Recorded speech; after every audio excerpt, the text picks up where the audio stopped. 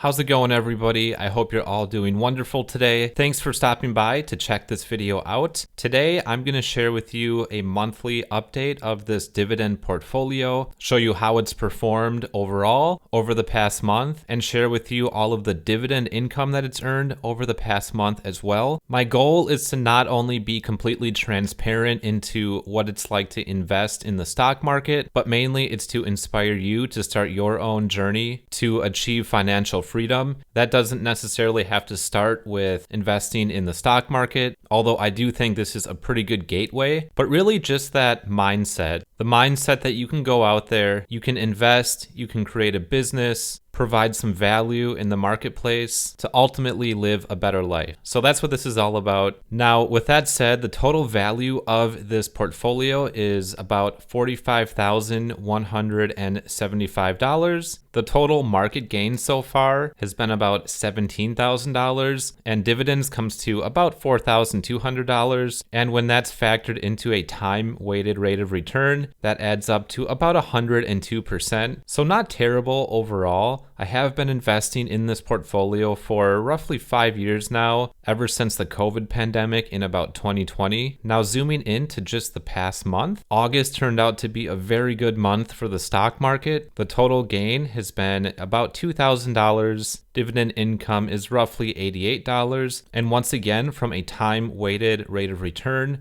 that's about 4.7%. And just looking at the graph here over the past month, there really isn't too many downtrends. We started out in August shooting up pretty high, and then we did have a slight downtrend in about mid to late August, and then the market picked back up again into where we are today. And most of that was fueled by technology. So if I scroll down here and check out my pies here in the M1 Finance portfolio, if you aren't familiar with M1 Finance, this is just a way to group your individual holdings. You can name these whatever you want. You can put whatever companies you want into these pies. For me, I just try to group them by industry. And here we can see that technology performed the best. They actually had about an 11% increase overall. So if we click into here and take a peek, Apple totally crushed it the past month, up 18%. And I think part of that was fueled by a lawsuit that ruled in favor of Google that doesn't require them to divest their Android platform and their Google search platform. And of course, we do have the upcoming hype of the new iPhone release, so I'm sure that played a factor as well. But pretty good month for Apple. Broadcom, the chip manufacturer, also performed very well. It looks like Microsoft was in the red a little bit, but at the end of the day, the gains by everything else really does cancel that out. So technology had a very good August. Everything else was pretty much in that 2 to 4% range. As you guys can see here, everything was pretty much in the green. We can see energy was lacking a little bit, but energy companies have very little fluctuations overall, so that's not surprising. If we want a perspective of the overall market, sort of like a benchmark, I like to use VTI personally. This is a Vanguard ETF that follows the entire stock market, but they were around 3.36%. So personally, that's how I like to judge my portfolio. And speaking of benchmarks, M1 Finance now does have this benchmark feature where you can compare your portfolio to different types of stocks or ETFs. So for example, if I like to compare my portfolio to something like the VTI ETF,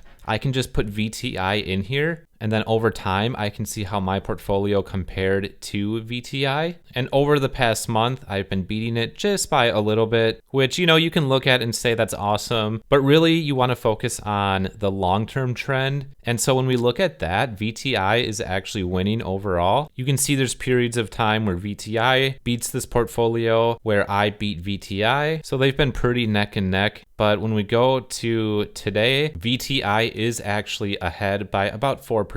So really good metrics to see, and you can obviously adjust as needed. All right, now let's check out the dividends and see what we actually got paid out this month. Okay, it starts with a $4.81 dividend payout from AT&T, then $5.12 comes from Texas Instruments. Following that, we have Enterprise Product Partners, a midstream oil and gas company, a pretty high dividend paying company overall, but they paid $27.21. And then Apple here, it came into two different payouts, but that's about $3.23. And then Colgate paid out $2.48. After that is a real estate company, National Retail Properties. They paid $11.03. And then very similar to Colgate, we have Procter & Gamble. They paid $4.78. Pharmaceutical company AbbVie, they shelled out $6.80 this month. Then financial company, this is a bank, Ally Financial, they paid 63 cents. Next is Realty Income Corp, and this is actually a monthly paying company because they do invest in the real estate industry and are known as a REIT, Real Estate Investment Trust. So many of those REITs tend to pay their shareholders monthly, and this month they paid $6.40. Following that is Costco, a company that I've loved having. I think people just shop there regardless of market conditions, whether the economy is doing good or bad. Just a very popular place to go overall. But this month they paid $1.65. Next up is Stag Industrial. This is another monthly paying REIT, $2.68 from them. Caterpillar, another company that I've loved having in this portfolio.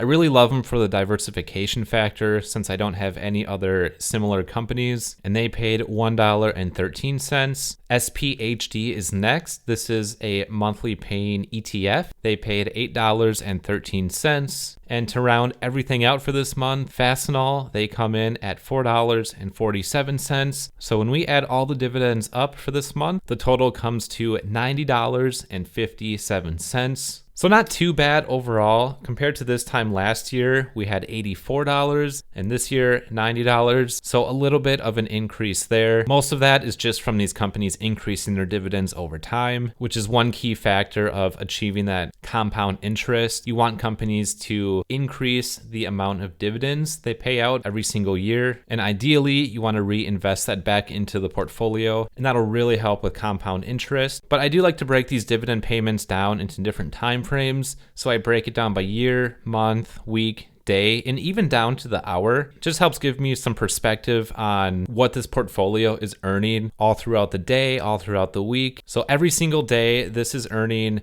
$2.86, and that includes when I'm sleeping, when I'm awake, when I'm working, and every single week that's about $20. So just some cool metrics I like to put in here. You can try it yourself and see where you are. Some of you are probably way ahead of me, some of you may be behind, but we all have our own timelines in life, so try not to compare yourself to other people. But that's gonna wrap up the video, guys. Thank you all so much for taking the time to check it out. If you did enjoy it, I would encourage you to hit that like button and also consider subscribing if you want more videos from me. Thanks again, and I'll catch you in the next one.